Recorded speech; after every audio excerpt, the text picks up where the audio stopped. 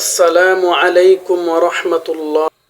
প্রিয় দিনী ভাই ও বোনেরা, আজকে আমি আপনাদের সামনে এমন একটি দোয়া নিয়ে এসেছি যে দোয়ার ব্যাপারে আমাদের নবীজি হাদিয়ে কুল, ফখরে রসুল, ইমামুল আম্বিয়া, সৈয়দুল আম্বিয়া, সৈয়দুল খলায়েক, আহমদ মুজতবা, মুহাম্মাদুর রসুল্লাহ সাল্লাল্লাহু আলাইহি ওয়াসাল্লাম বলেছেন, যদি কোনো ব্যক্তি আত্মবিশ্বাসের সাথে এই দোয়াটি সকাল সন্ধ্যায় পাঠ করে আর যদি সে ওই দিনে বা রাত্রে মৃত্যুবরণ করে তাহলে সে জান্নাতে প্রবেশ করবে। সুবহানাল্লাহ।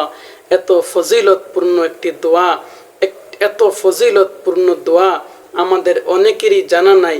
সেই ফজিলতপূর্ণ দোয়াটি হলো সাইয়্যিদুল ইস্তেগফার।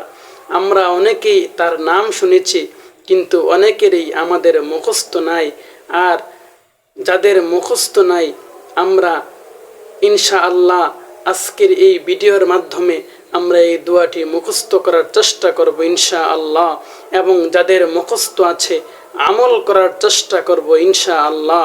সেই সাইয়্যিদুল ইস্তেগফারটি হলো, আল্লাহুম্মা আনতা রব্বি লা ইলাহা ইল্লা আনতা খলাকতানি ওয়া আনা আবদুকা ওয়া আনা আলা আহদিকা ওয়া আদিকা মাস্তাতাতু আউযু বিকা মিন শাররি মা সানাতু আবুউ লাকা বিনি'মাতিকা আলাইয়া আবুউ বিযামবি ফাগফিরলি ফাইন্নাহু লা ইয়াগফিরুয যুনুবা ইল্লা আনতা।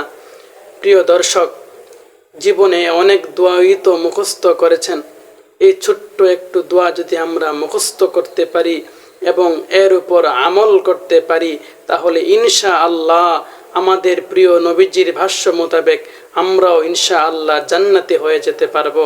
আল্লাহ তাআলা আমাদেরকে আমল করবার তৌফিক দান করুন। ওয়া মা তাওফীকি ইল্লা বিল্লাহ।